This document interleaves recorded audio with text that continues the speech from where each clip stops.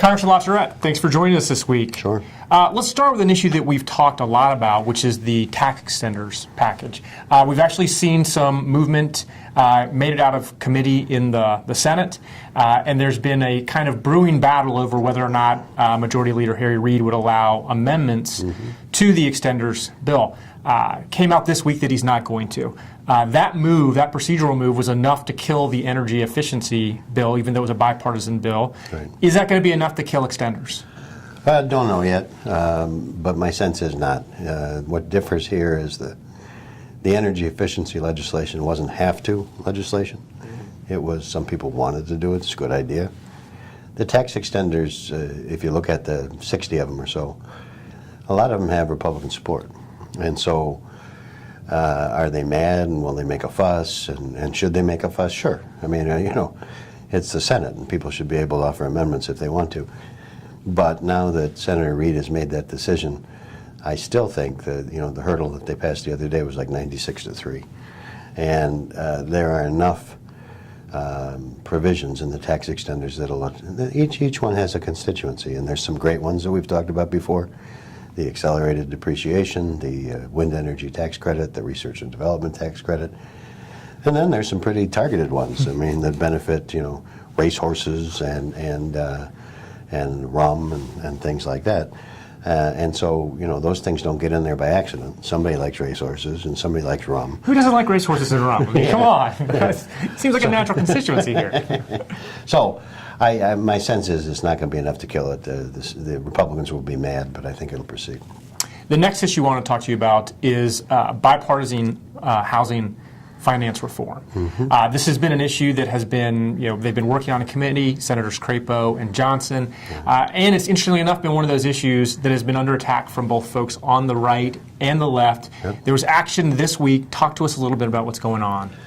Well, the bill, the bipartisan bill in the Senate to basically restructure the housing finance market passed in bipartisan way.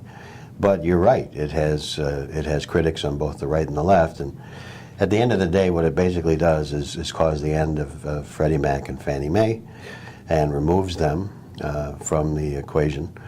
And a lot of people thought that it was the loose sort of handling at Fannie and Freddie that were buying mortgages they probably shouldn't have mortgaged that mightily contribute to the housing crash in 2008.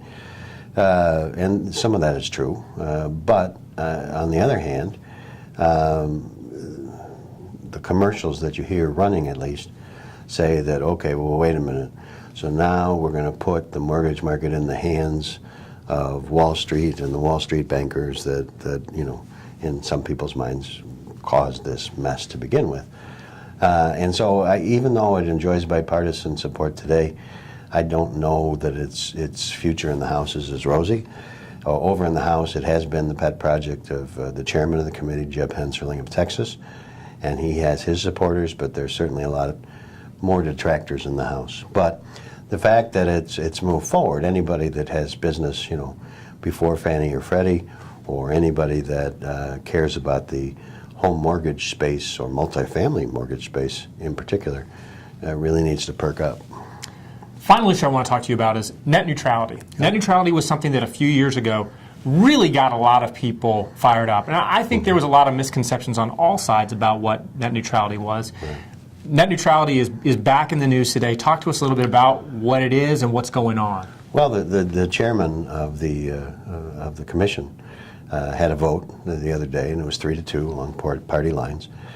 And the chairman's vision is to keep net neutrality in place, which basically means that network providers, internet providers, can't slow down certain people that hop on the network.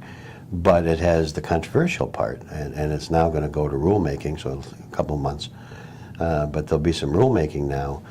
His vision is that people can pay extra to get higher speeds, to get on these superhighways.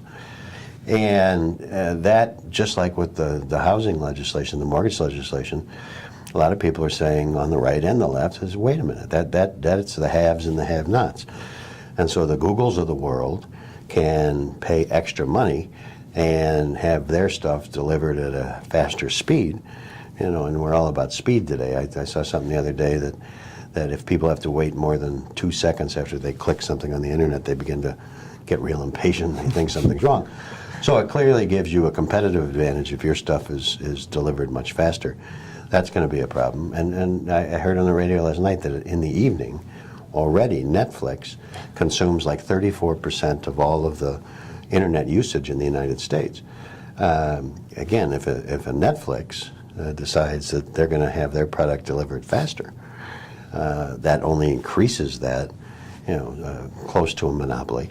Likewise, if a competitor to Netflix is able to stream movies at a faster rate than Netflix, then obviously that negatively impacts Netflix market. So it's going to be an issue that's going to be roundly discussed. And again, as with the housing and with the extenders, if people are concerned about that, the equity of net neutrality, that's going to be moving rather quickly, and they may have final rule in place sometime towards the end of the summer. And just a parting shot here, there was a lot of scuttle earlier this year that essentially nothing was going to get done, and it seems like there's still a lot of important things that are happening here in Washington. Do you expect that to continue, for the next few months at least? I don't think you're going to see anything. As we talked last week, this week it was Transportation Week, and you had the president go to the Verrazano Bridge in New York, and you had Vice President Biden in Cleveland standing in front of a rapid transit station and so forth and so on, pushing the we need to build infrastructure message.